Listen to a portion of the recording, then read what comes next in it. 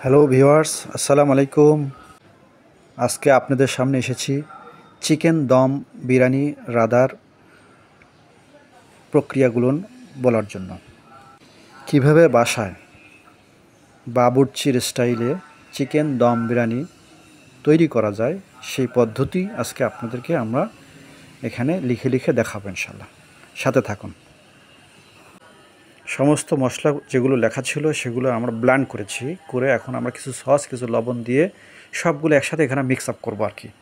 হ্যাঁ, এই মিক্স আপগুলোই পরবর্তীতে আমরা চিকেনের মধ্যে লাগিয়ে লাগিয়ে সেগুলো ম্যারিনেট করে রাখবো। ম্যারিনেটটা মিনিমাম 2 ঘন্টা রাখলে ভালো হয়।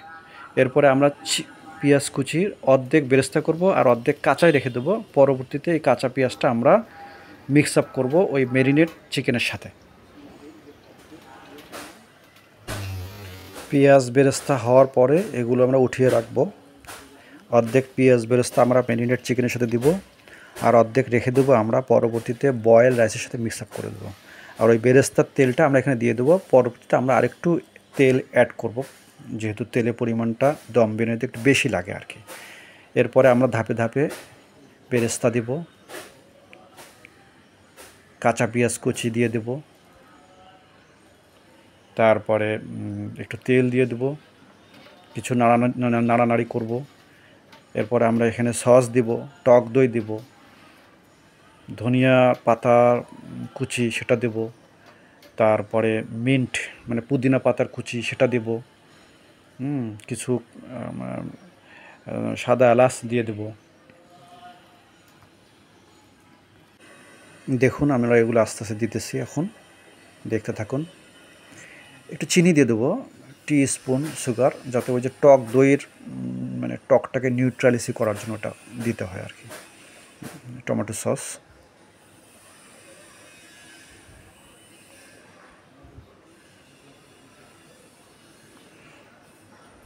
ফ্রেশ অনিয়ন বা কাঁচা পেঁয়াজ। এখানে আমাদের 3 কেজি মুরগি আছে আর কি। 3 কেজি মুরগির সাথে আমরা 1.5 কেজি পলার চাউল দেবো আর কি।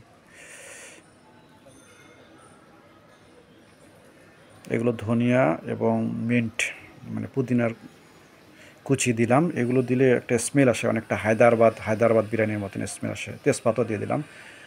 ওদিকে আমরা পানি বয়েল করতেছিলাম। পানি বয়েলের মধ্যে আমরা লবণ অ্যাড করে দেব, এবং এই লবণটাই আমাদের পোলাওর চাউলে মানে এই যে লবণটা সেটা ম্যাচ হবে আর কি। ঠিক ওইভাবে আমরা এই লবণটা আমরা এখানে মিক্স আপ করবো। লবণটা হালকা একটু কড়া থাকলে ওটা আপনি মানে পারফেক্ট হয়ে যায় পরবর্তীতে। সাথে কিছু আমরা এখানে স্টার মশলা, তেজপাতা, সাদা এলাচ ছেড়ে দিয়েছি। এখন আমরা এদিকে যে ম্যারিনেট করা যে চিকেন ওটা আমরা আরেকটু মিক্স আপ করলাম নাড়ানাড়ি করে।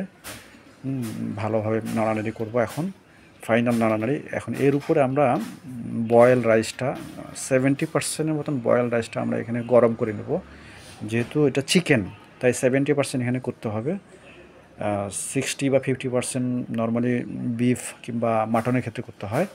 চিকেন তো খুব সহজে নরম হয়ে যায়, এই জন্য 70% আমরা এখানে করেছি।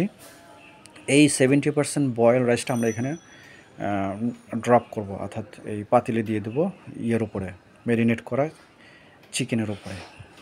এবং প্রত্যেক ধাপে ধাপে আমরা বিভিন্ন প্রকার মশলা যেগুলো আছে সেগুলো মিক্স আপ করবো, যেগুলো তেজপাতা, মিন্ট, অন্যান্য যেগুলো আগের যেগুলো সেগুলো আর কি। সাথে ঘি এবং দুধও দিয়ে দিলাম, তাহলে সফট হবে। এই যে ধনিয়া পাতা, মিন্ট আবার দিয়ে দিলাম। 2 ঘন্টার মতন আমরা এখানে দমে রেখেছি। হালকা লাইট মিষ্টি মানে অল্প অল্প জালে রেখে এটা মানে করতে হয়। 2 ঘন্টা, মোটামুটি 2 ঘন্টা পরে আমরা এটা শেষ করলাম। শেষ করে আমরা এটা খুললাম, ঢাকনিটা খুলে আমাদের অবস্থা এই আসলো।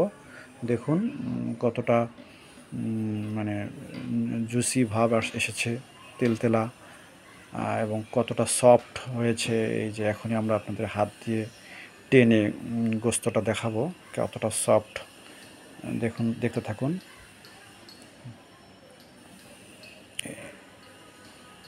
একটু গরম তো মানে একটু ধরতে সমস্যা হচ্ছে। এই যে দেখুন কত সফট, গোস্তটা অনেক সফট এবং খেতেও আলহামদুলিল্লাহ অনেক টেস্টি হবে ইনশাল্লাহ। দেখুন কত সফট। এরপরে আমরা এখন খাবো আমরা। আমার